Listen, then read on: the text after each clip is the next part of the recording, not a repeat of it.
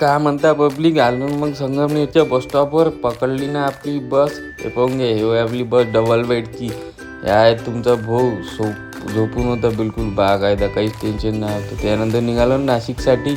नाशिक असं करता करता नाशिक येऊनच गेलं आपलं, पण काका काही बस थांबवायला तयार नाही होते बा. त्यानंतर मग ॲटोतच निघालो मी.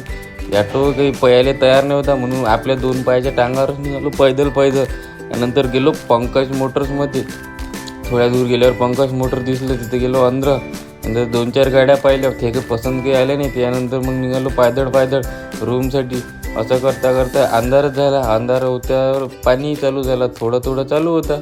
त्यानंतर वाट बघितली तर जास्तच चालू झाला.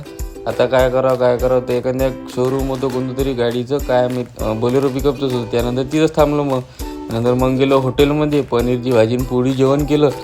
त्यानंतर मग आलो रूममध्ये रूममध्ये ब्लँकेट घेऊन झोपून गेलो. Good night.